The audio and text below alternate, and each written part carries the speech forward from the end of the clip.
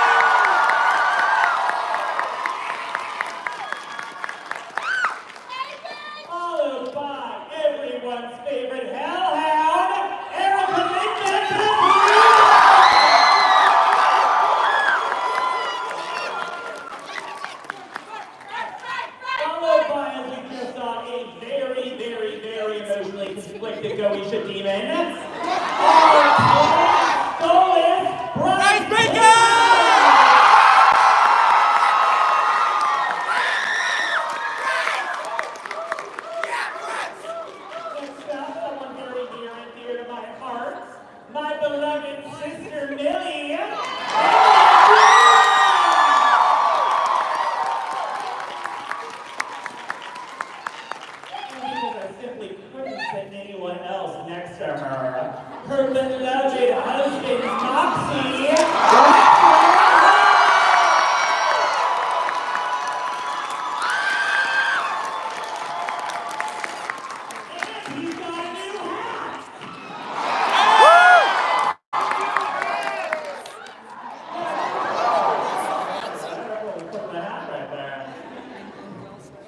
Next up, we have the Helluva boss himself. himself.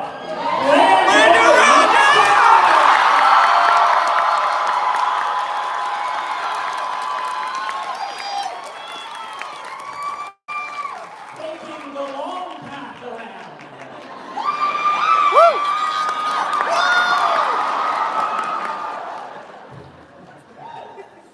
Now, I've introduced all these people a few times now, but this next person is the first time I get to welcome them to the stage. The voice of Fizzarolli!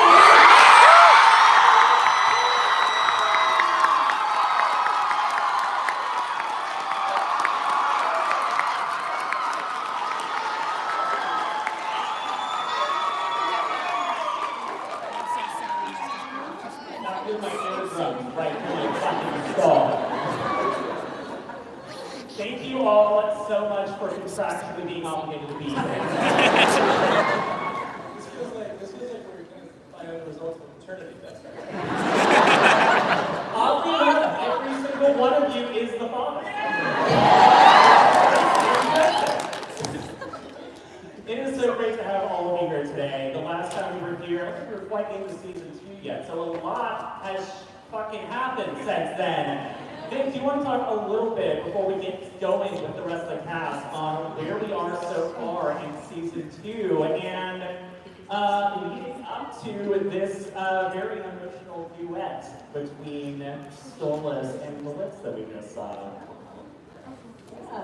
Yeah, we are very, very far into season 2, and I'm very excited because I'll save that for the ending, but we have some fun reveals for you as to when season 2 is going to be brought to you.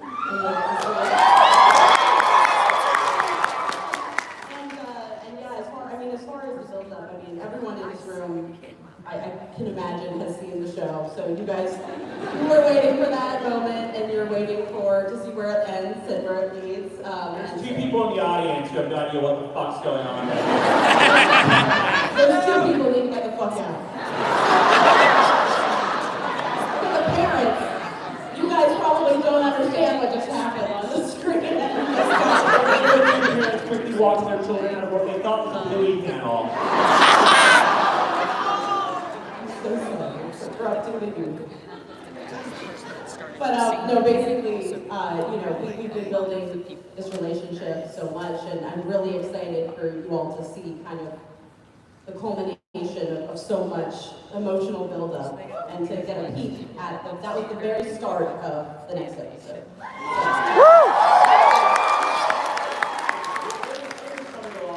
Very quickly. There's been massive development for everyone's characters. We've already gotten some very heavy arcs with everyone.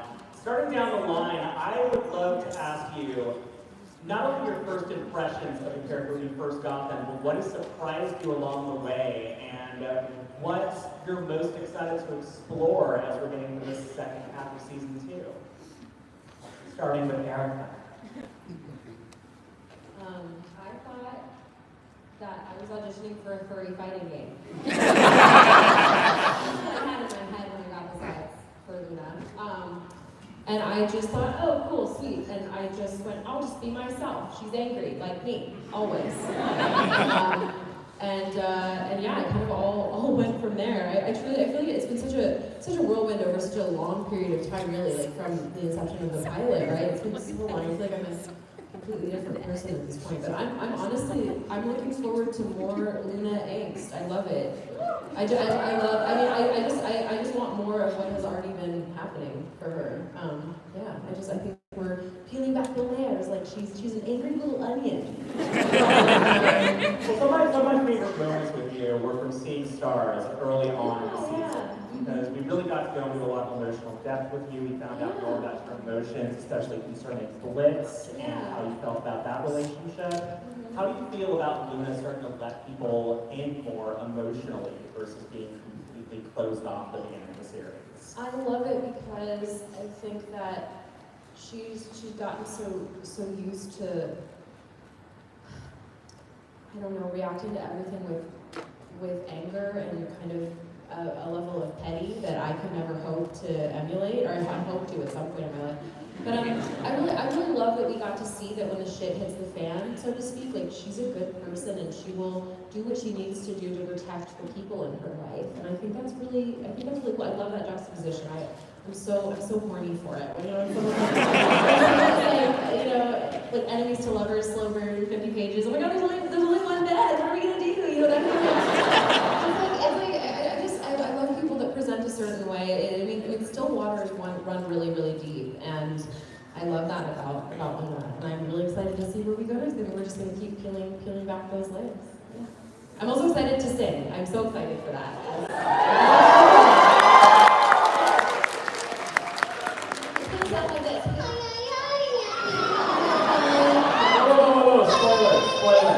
Spoilers.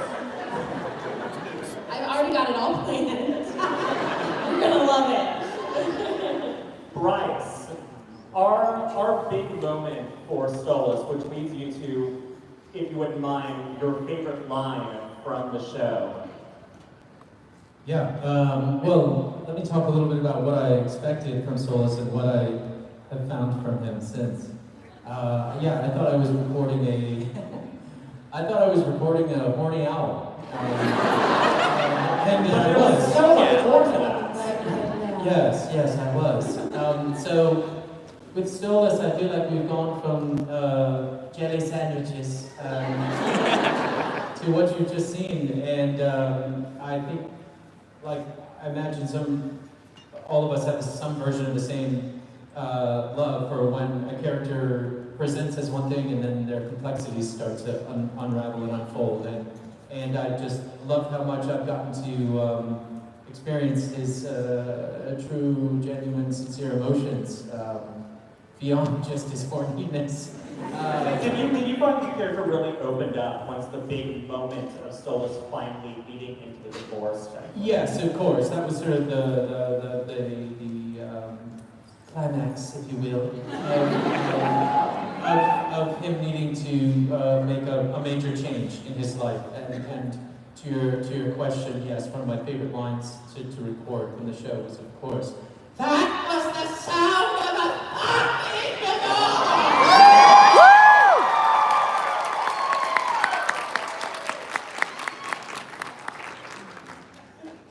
Vivian, same for you. What were your first thoughts of Millie when you first got the character, and what were your favorite things to get to play with this season? Including, we had a lovely little short that got premiered yesterday. We got to explore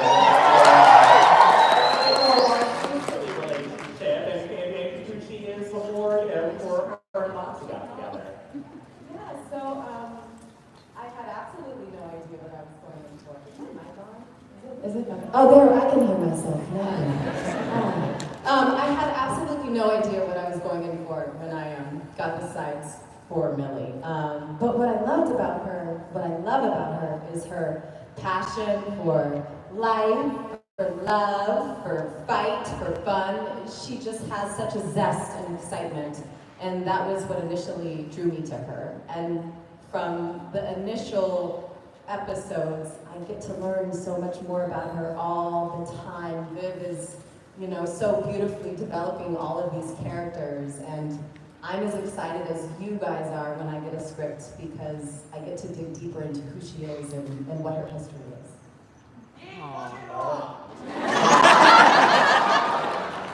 I will say, just as a little addition to that, I recently, and you read for it and we're working on it, but it's not a big reveal to say that we have started on season 3. I'm sure more people will say that because you guys are about to get a huge announcement on the remainder of season 2. So it's like, season 3. Anyway, what I'm really genuinely excited for is that we're obviously doing many more about the characters, and a very special one about Millie in season 3.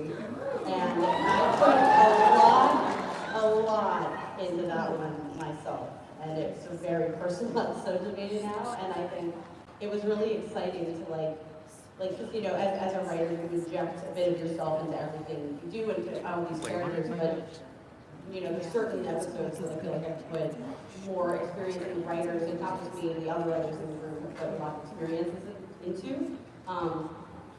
Like one of them was the Mammon episode. I put a lot of that in, a lot of experience in that one, and the other is an episode in season 3 that's centered around Millie, and I'm very excited for you guys to see it.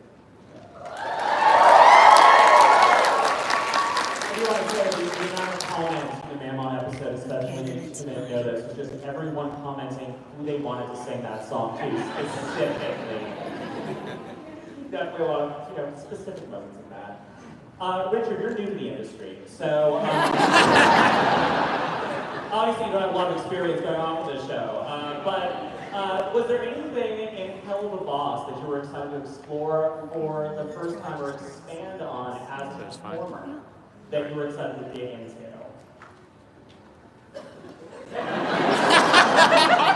You can't hear, but this is groundbreaking shit. And I don't even know if I'm allowed to reveal that, am I? That was a big You never reveal that. Right. What was the question? You know, who fucking knows, honestly? Yeah, I love Moxxie. He gets to sing. Yay! He loves it. Yay! What is the... I'm asking you, performance-wise, the art of acting. Yes. What we're getting into here. So Yes. I'm falling out my fucking head. Yes. The art of acting. With The art this of playing series. pretend. Yeah, the art of playing pretend. Was there anything that you got to play with in this series on top of your role as voice director that was new territory for you in your career? Yeah, that's a good one. New territory. Yeah, I think that most people know me from, more children's television. And yet, some of that children's television is a lot worse than this. What he was doing in that alpha suit. I was naked under that outfit. Naked in the alpha suit. Yeah, people don't know that. Yeah, I'm naked under my clothes right now. I've seen it. Wait, this is a fucking family panel, okay? Yeah. You're right. I'm wearing clothes under my clothes. Yeah, so no, I think that, from the original question, the art you were asking about, and I think that originally I didn't know what to expect, like a lot of people. But like I said millions of times, I met Vivian, and I was like, yeah, I want to hitch my wagon to that car. It's like, I am Sam. It was getting old. Yeah. What? I get to sing? No. I'm it, and she sold me on the beauty of all my friends who sing on Broadway. I just love that I get to work with just so many talented people, and that I get to beat up this guy on a regular basis. Lots of assault. He assaults me. Yeah. He calls it elder abuse. Because I'm the elder abuser. I am so far from you guys. Like I'm like several booths down, and I can hear the assault. I can hear it so clearly through the din of just like of this like cavernous space that we're signing in. I know exactly when the first punch was thrown. I looked over and I went, oh, they're physically assaulting each other again. This is also, I do feel compelled to say. Richard, I know that you're funny and you make a lot of jokes, but I will say that you are a veteran in this industry, and something that I resoundingly heard from everybody in this cast is that you never made anybody feel less than, or like we didn't know what we were doing. You never patronized anybody, and like I took classes from Richard. Like when I was in my early 20s, like I took classes from him. He could so easily have been such an asshole. You know what I mean? Honestly, no, I mean truly, yeah. Like there could have been, there was an alternate universe situation where somebody who's a veteran comes in and just absolutely, just takes over, and he didn't, and he really he let us play. Like, yeah, you're. I'm working on my inner asshole. Yeah, you've just been so lovely, and I'm so happy. Like I love you as a teacher, but I also love you as a peer. You're just a lovely person. So.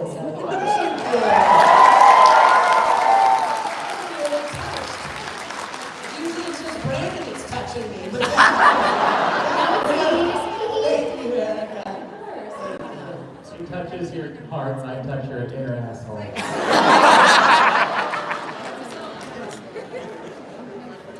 Brandon, what introduced you to jumping onto this project, and what have you gotten to explore? Because you're heavily involved in the writing inside of it for Blitz as well. Yeah. Mostly it was the 9mm she had aimed at me when she came to my house. I don't know. I just love this show. It's a workplace comedy. And Vivian, I might be bullshitting this. I don't know if I remember this wrong, but it was presented to me as kind of a workplace comedy in hell. That you know, when they take out other people, and it's just so cool. It's like The Office, but we can like magnify it because it's animation. We can have explosions happen, and they can go to Earth and just kill kids. And So, it was one sentence, you get to kill kids. Brandon's like, I'm fucking aiming. That's in my contract now. Anything that I am attached on creatively, there has to be, you know, at least 5 or under. Standard writer. Hey, there's enough kids here. Well, hopefully there's no kids here. Speaking of, there's a little one. Hi there.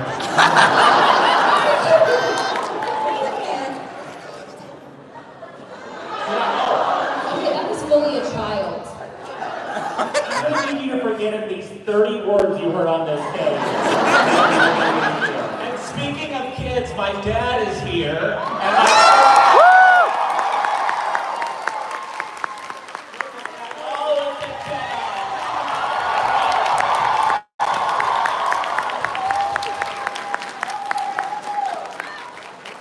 You ever look at Brandon and ask yourself the question, why? those nuts. Stand right out and infected your internet. You were once your daddy's little squirt. I once was. Now I'm his big splash.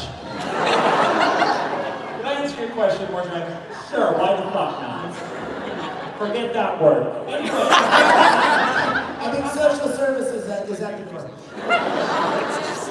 I'm excited to get into your art because when we first hear your voice, it is not the Fizzarolli that we've had on the show recently. We start with RoboFizz. We start with an imitation of the character before we get to the real thing.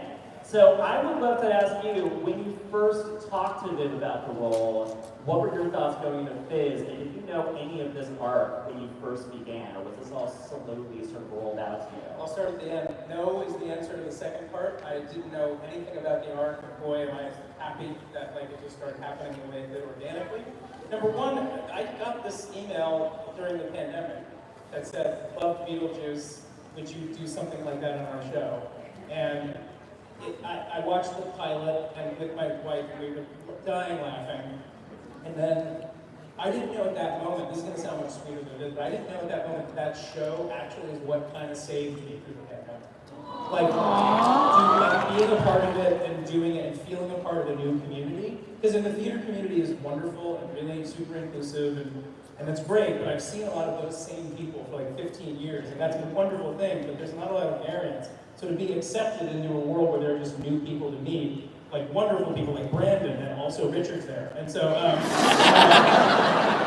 but it is. Wow, it's like he's almost here. So I have, since that moment to now, which is, holy shit, like seeing people dress up as, I'm sorry, holy crap. Seeing people dress up as everybody, not just Fizz, but also just tell people like what it meant to people. And then as far as the art goes, I view anyone knows, Richard knows this for sure, that I was in when shit hit the fan in those episodes later on with the anxiety and things like that, we had a huge day of doing that. This was like a very difficult, tear-driven thing that I'm so happy translated because I watched the episode, and I don't mind watching things that I'm on, and I cried during that episode. But really, this is a much bigger deal to me than I think my casualness puts it, but this is like very nerve-wracking to be in front of a bunch of people who love something, but really, who really love something. And it's really cool, you really feel it out there and across the internet. So no, I had no clue the scope of this thing, but boy, am I really fucking happy to be on the ride. I really appreciate being here.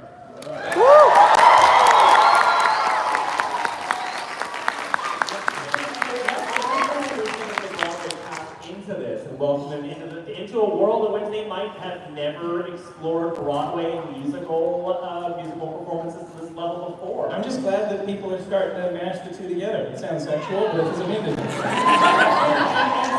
sometimes it is. And sometimes it is sexual. For example, I had the pleasure of seeing you on stage recently in Spamalot. Yeah. Absolutely fucking Bunch of spam heads in the audience.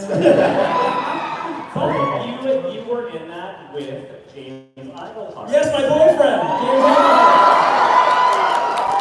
My boyfriend. So how has it felt like diving into this deeper sort of like romance level in the show and explore these very tender moments on the show that can otherwise be very raunchy and comedic, and finding those layers between the comedy and these very tender moments? One of my least favorite things in the entire world is when people take a really tender moment. I don't mind it, I think it's funny, but when it's genuinely tender and then try to do the thing that's expected, which is then to like put a hat on a hat or put a dick in the middle of it or whatever. But what I love about this is like James and I are friends. I've known James for a very long time. We're both from the Bay Area of California. James did a show with my younger brother when he was like 9 years old. So like I've known James for a long time. So we have genuine love for each other, which is so makes it really helpful when we do these scenes. And some of them we've done together, which is really cool. And we just get to chat about them afterwards. James and I are such big fans of everybody that's a fan of us. Like it's just been so cool to like meet people. But doing it out of love is like the greatest thing in the world. And I think just the love that is felt in this show, and has been, but this show as well, it's like, I think it only amplifies the performances that are there. I've certainly felt it. Some of my better work, I think, is being done in the show just because it feels very love-driven. So I'm very, very, very thankful. And when you're going to talk to somebody else, I'm going to see if James could pick up a FaceTime. Oh, shit! Well, now I'm going to move on to Brandon, since you're sitting next to Alex here. The relationship between Fizz and Ozzy has always been very, very strong. But there has been a huge arc between you and Fizz on the show, going from a lot of tension when we first meet you with RoboFizz to this being one of the first characters in Blitz and Fizz to actually make amends with. And So, what did that letter say? Well, never know, because I had to go and fucking kill my mom. What was the question, Fizz? And are they what is the question? Can you spoil everything else in the rest of the season? So starting on the last episode of season 2, I'm gonna work my way back. We open on Fizz's funeral. And the episode before that is a real comedy.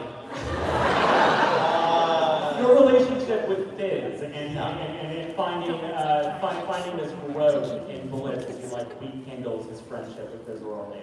There's a lot. Well, Fizz, in my opinion, is like that first icebreaker of Blitz really starting to redeem himself or make serious progression in his character. He's really, whether intentionally or unintentionally, he's really made things hard between himself and a lot of people in his life. I think there's Verosica, you have all that. I have a feeling Wally might not like him very much.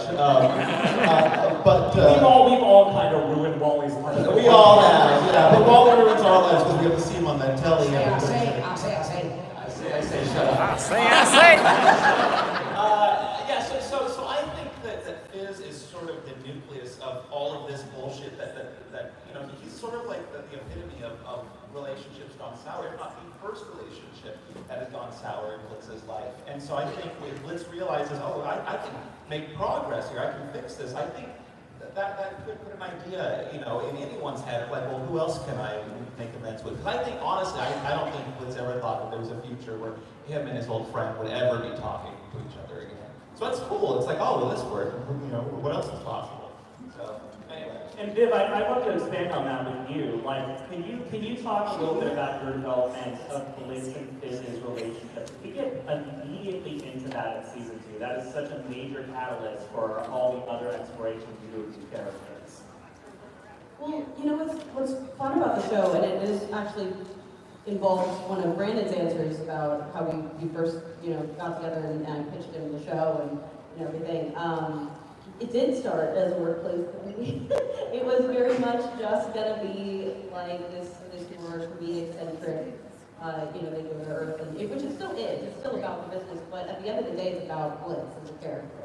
And very quickly, over the course of writing season 1, and then we went right from season 1 right into writing season 2. And I think the only episode we've gotten out by that point, like by the point we'd written like basically all of season 2, was Lululand. So like it was written ages ago.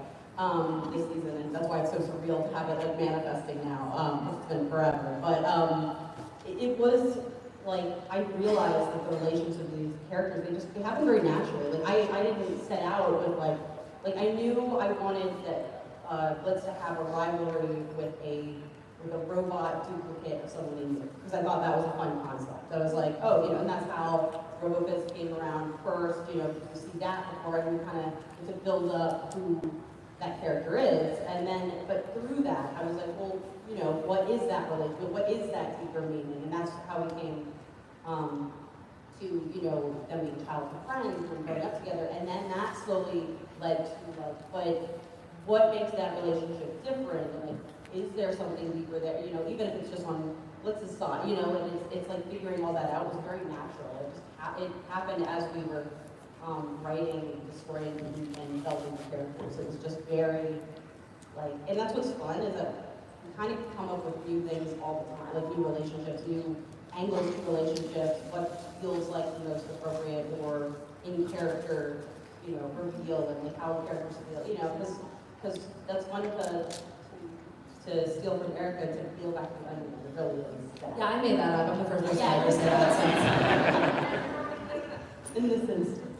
Yeah, I like to ask Richard and Vivian a question together because I think it's adorable. Getting into what would you say is the thing that makes Millie and Moxxie strong as a couple? And what do you think?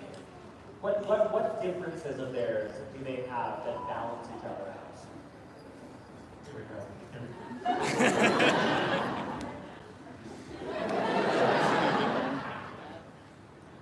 Love, tuning everybody else out.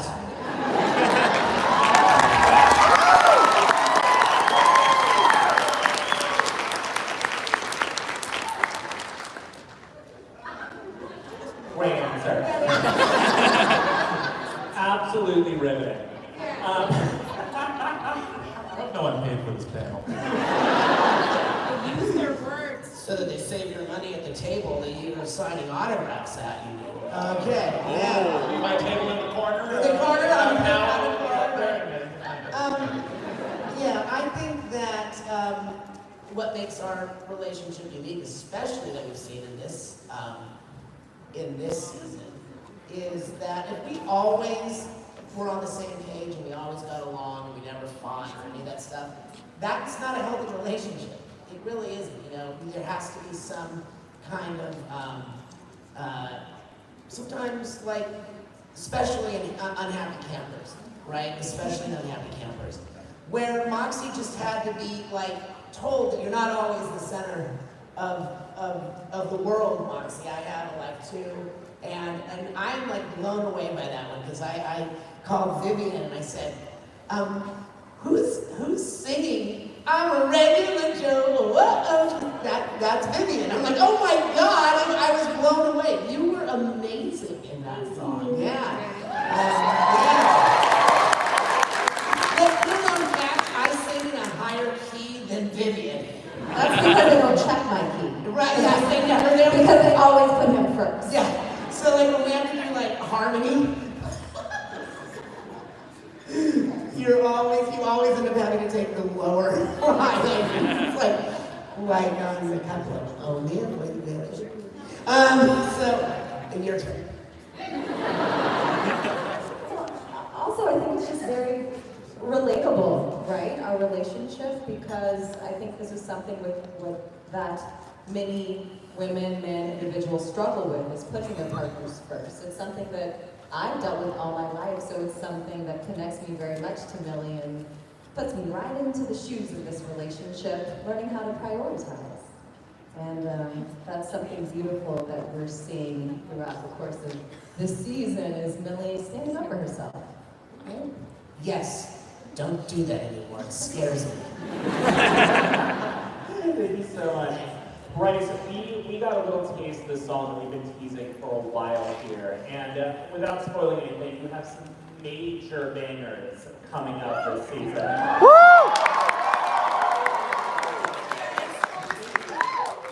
I want to talk with you about your working relationship with our music team, with Sam Hatt, with Andrew, and how you work with them to sort of raise the levels of your musical performance in this, because you certainly do. Oh, thank you. I said at the beginning, I thought I was coming in to, record a Morning Owl, and I was excited about that. But when I found out how much I was going to get to sing and how much of the show, was taking on a sort of using a convention that we use in Broadway musicals, where characters sing when they can no longer speak. When their emotion reaches a place where they can do nothing but sing. And Sam and Andrew, they continue to bring me songs that I feel like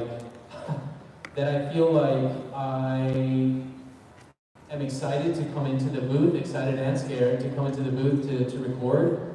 And I have to say, I'd be curious, Alex, if you agree that singing in the booth is a very different experience than singing live.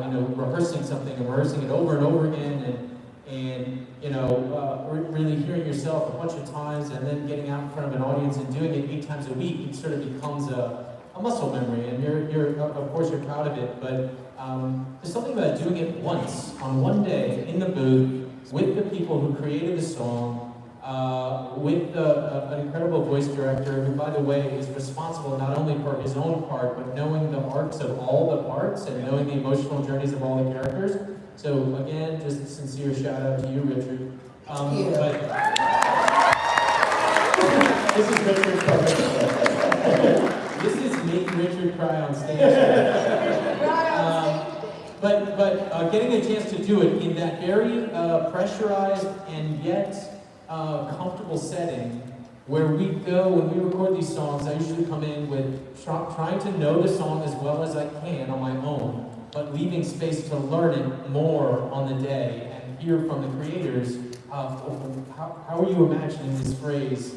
What's going on for you emotionally in this phrase, and then trying to translate that into a performance. And by the end of the recording session, my favorite thing to do after we've gone section by section is then take some full passes at the song. And honestly, I don't know what ends up being chosen, but I know that those last few full passes for me are the closest thing I feel like I get or can compare to a live performance, which is something I do know. But it's all been rehearsed and sort of learned in the course of 1 or 2 hours. And something about the pressure of that and the immediacy of that. The first time I experienced some of the emotions in the song, I feel like it's right there, and the mic's right there.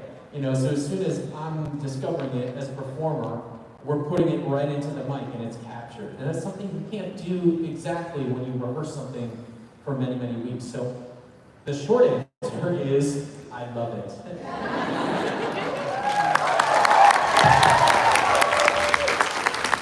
I just want to say that one of the most amazing things to work with people like Bryce and Alex and everyone, but particularly these two who are in the middle of doing shows, when they're coming in the morning after a really intense performance, to have to come in Bryce, for example. Bryce, I saw Bryce in Little Shop of Horrors, and Bryce plays 8 characters in that show. Then the show lets out at 10, and the last train back to his house is at 10:15. So he changes really quick, then rushes home, then has to be in the studio at 9 in the morning. And and the thing that always blew me away, and still continues to do with both of them, is that when they're there, it takes like 5 minutes at most to kind of wake up. But once we're there, it's like I think Vivian and I sit there constantly with this entire cast at one time or another, just in total awe. Just they're just awe-inspiring, all of them. And I really am. Thank you, Richard. I really am.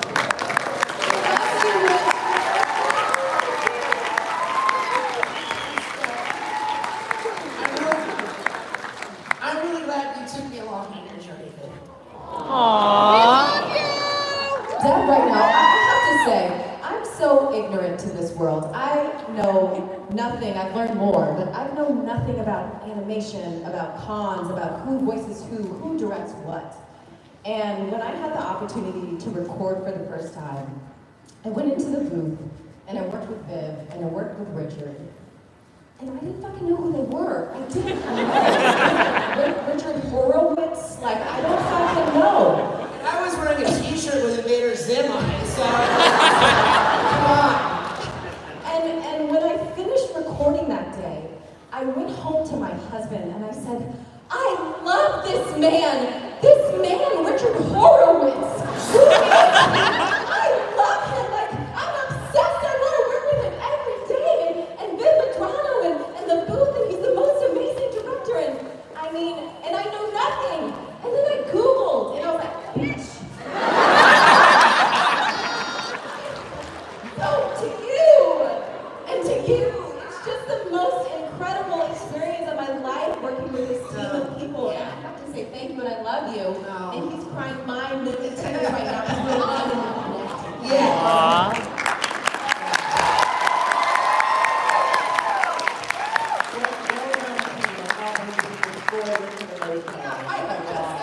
I gotta go, everyone. Thanks for that.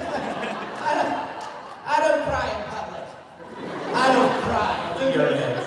Yeah. I urinate in public, yes. I'm in fact, I'm doing it right now. Yeah, we have to rush through a few questions here right now, but I want to please the entire audience by asking the usual questions that at least 327 people would want to ask right now. Starting with Erica, can you give us your favorite line from the show and then your favorite song? Probably. Shut the fuck up!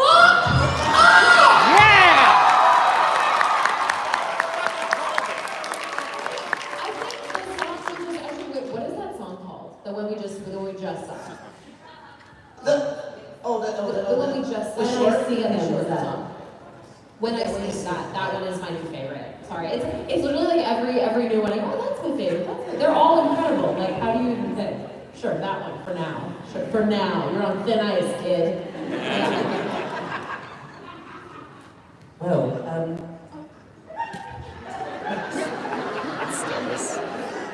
my favorite thing to say, and the first thing I say whenever I get in the booth is, oh, Blitzy!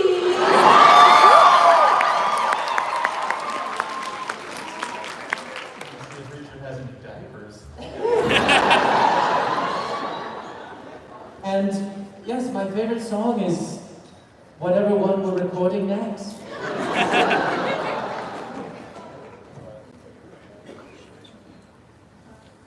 I'm caffeinated. Wow.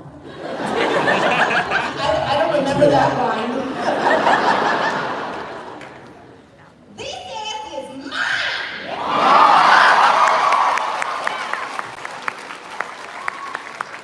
That's his first song. What's it called? Everything will be okay. And my favorite is Miss Bong, would you like to do a sex with me?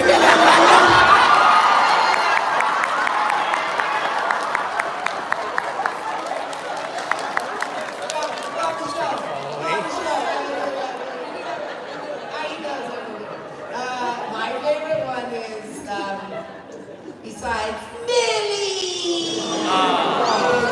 Millie! You have 4 heads. I'm gonna kiss them off. A human called me a possum.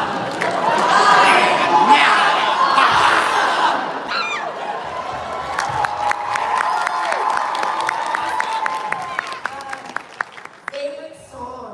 Oh boy, yeah. Really, wow, that's tough because we get to hear all of them even before. I guess of my songs, I love our singing with we're in the Moxxie's Bad Trip song. I was having a terrible time. Yeah. Boy, there's a song that's coming up where we do a little duet that I really like too. So yeah, I love them all. I love whatever song they're singing next.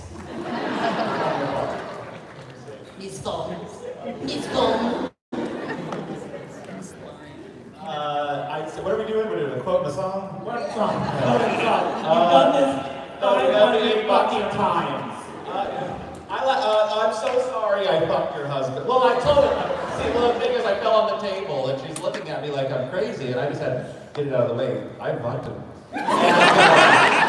And my favorite song is stepped on my nuts and she sucked on my ass. She got my dick in a tit. Come here. But that's my favorite song. I have 35 words you have to forget before you leave these doors. I still don't know the words to that song. I think that was the point. Viv made me sing along to it, but she wouldn't let me listen to a cut of it beforehand. She let me listen to it once. And she was like, all right, I'll sing along to it because I want you to mess up all the words. By the way, going off of that quote, there's now an audio clip that exists of Georgie saying that Blitz is the sexiest character on the show. Someone out there, Stella's voice is saying that. Yeah, I'm gonna land on one of Stolas' tables like, sorry, I fucked your wife. It's the weirdest way this series will end. End of season 2. I had to look up the quote because I wasn't sure I knew it, but I do know it. It turns out that I'm right, but I'm going to read it because I'm nervous. My favorite quote so far is, I'm a performer, I sing, I dance, I promote products I don't actually use, I don't do danger!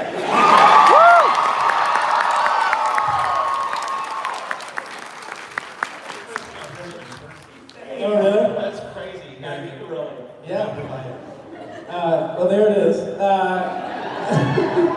There I am. It's easy to put on, it's hard to keep going. Favorite song, I'm going to say, to listen to for sure, is The House of Osmotics. Which also has a lot of everyone that I know's favorite line of mine is, which is just 2 words. One of them is not even a word, and one of them is a musical instrument. So, trumpet! I want to change my answer to House of Osmotics too. And I want to change my answer to your favorite quote. Yeah, what's your favorite quote? This bomb thing. Keep going. Yeah. Would you like to I just remember when that song first happened, like the first thought in my head is like, holy fuck, they've got James Iglehart and Alex Bretman to do a duet in this fucking show. Yeah! I couldn't get James, by the way. We'll get him at one of these, yeah, I will say, James is one of the sweetest people I've ever known, and I think it's great. It's funny, every time we see each other, we have this, like, ritual at this point where we both sing each other's praises over and over. I love you, and we always, like, tell, like, so I love to tell everybody, like, I met James at the stage door when it was my graduation year, I just graduated, and it was like a week, I was still in the city for leaving. Yes, I'll go fast, but I'll leave off on this, is that he gave me the time of day, and that changed my life. It truly did. It gave me a lot of confidence, it gave me a lot of like hope in being able to work with people like him and make musicals, and it made all the difference. And he on his phone recorded a little voice line for the original pilot of Hasbin. And so then now he's in the real show, and it's on Amazon, and it's unreal. So I had to share that with you in season 2. We've been trying not to step on landmines with spoilers this entire time, but how about some fucking spoilers? The teaser trailer for the rest of season 2.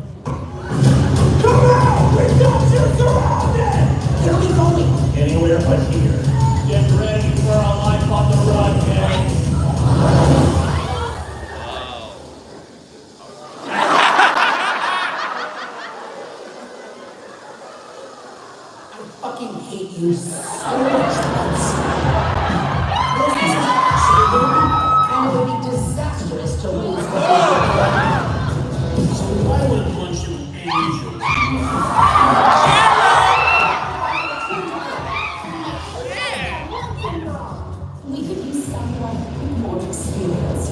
I am glad to see you folks. We've been having more disturbances that are killing my guests. Look alive, you undead costly!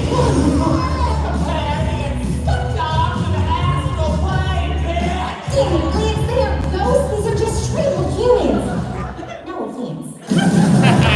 We're extras anyway. We need to summon you. It's not true the thing we have.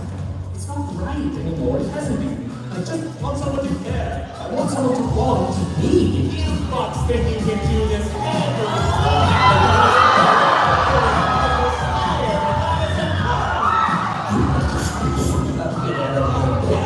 Aren't you, little ones? You are so...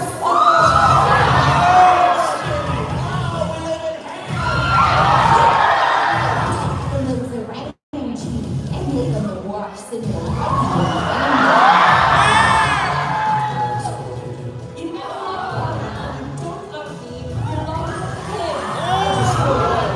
I make everyone's lives worse. I'm not leaving this way. Not forever.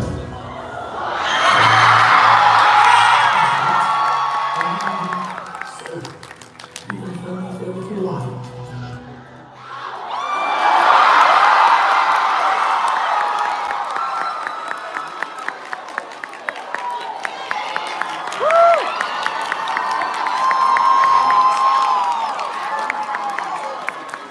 I gotta start watching this stuff.